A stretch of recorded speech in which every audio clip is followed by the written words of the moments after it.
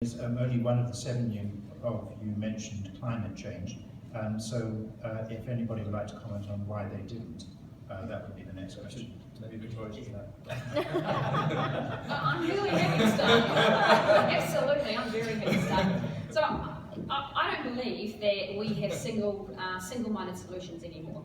So I believe that we can come up with solutions that tick the boxes of improving productivity, improving efficiency in terms of how we spend your money, and also solutions that are sustainable over a long period of time. So I look at driverless vehicles, which I've been talking about since I launched. In fact, I've been lambasted for talking about driverless vehicles at launch, which is the ultimate for me in a solution of incredible productivity, efficient, because we are using trillions of dollars of investment of other people's money globally and bringing the benefits here, and incredibly sustainable. And you know what? The two biggest causes of emissions in our city are transport and electricity. So yes, I care about climate change, and I've been promoting solutions about that since I launched. So that's the approach that I take. I also look at how do we use sensors in our city.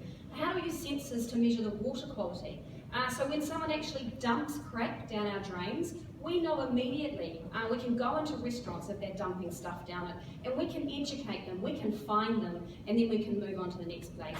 So I guess that's why I think about it, is it's not a single-minded solution. It's how do you bring in a solution that ticks all the boxes. And that's the luxury, I think, of the world that we're going into. And the next 20 to 30 years, I talk about that change that's coming. There is so much more opportunity to build solutions for our city that tick more than one box at once. Thank you. Thanks.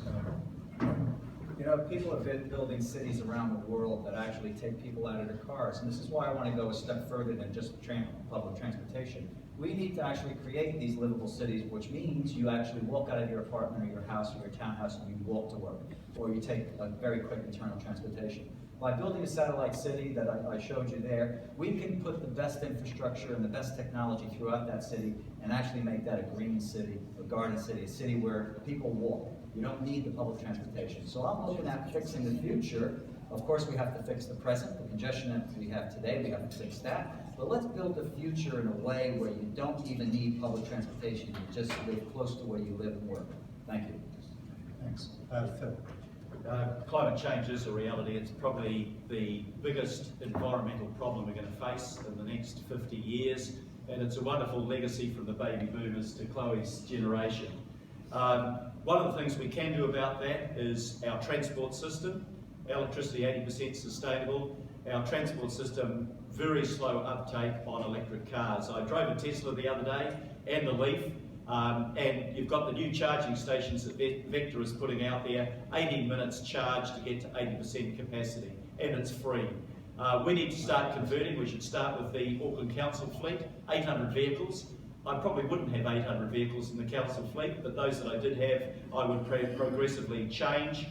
Diesel buses as a motorbike rider, diesel buses are appalling.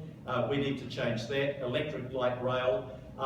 There are other things as well, and we have to meet the requirements of the Paris Conference, and one of my other environmental policies is the carbon sink that you can help create with a million additional trees that also clean up your waterways by planting along riparian areas, as well as making your city a cleaner and more pleasant place to be. Fine, thanks very much. And then Mark.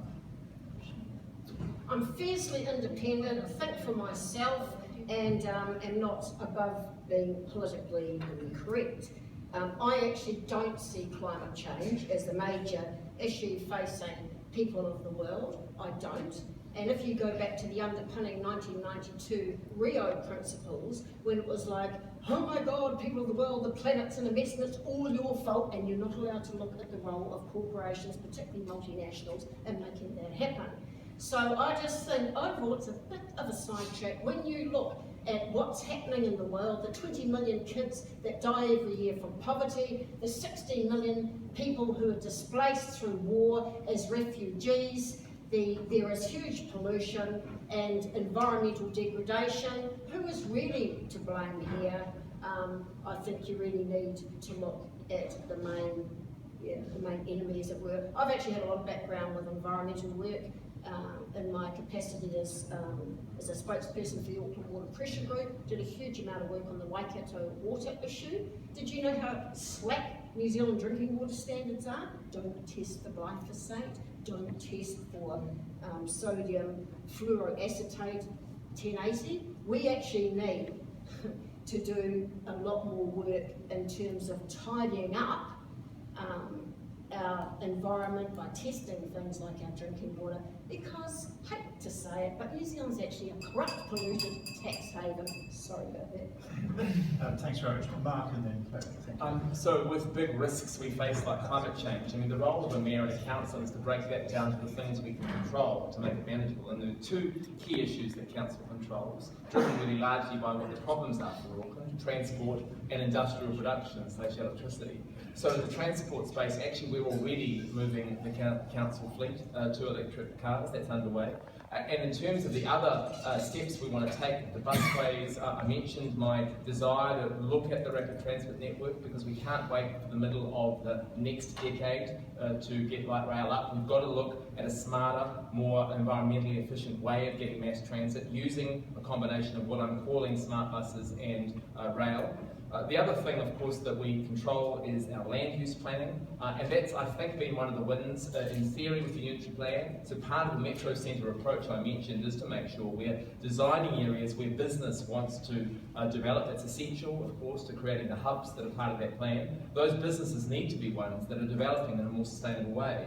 There were actually some tools we wanted to put into the unitary plan, which the hearings panel kicked out, because they preferred us to negotiate with businesses. Many businesses actually want to do a better job in this space, and we've got the opportunity to lead that, I think, using such things such as the design manual, which is part of that plan. Council's leading the way as well with our new building. We're fixing the leaky aspects of it, but we are making it more sustainable. So I think those three issues are the areas where your next mayor needs to focus: transport, our land use planning, and indeed providing leadership in terms of what council does.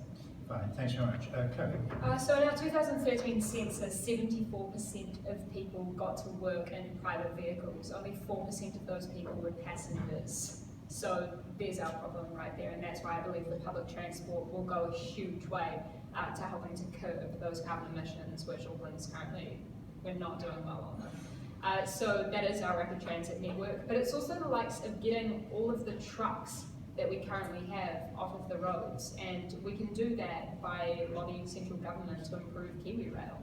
I mean, that's been ridiculous. We've recently seen another closure whereby we will see more trucks on New Zealand roads.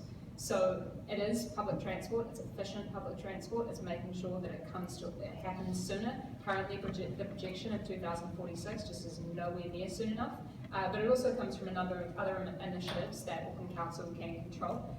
So one of the major ones for me is the institution of that cycle sharing network, which I think will encourage the uptake of more cycling and people using the cycle networks, which we've recently been building.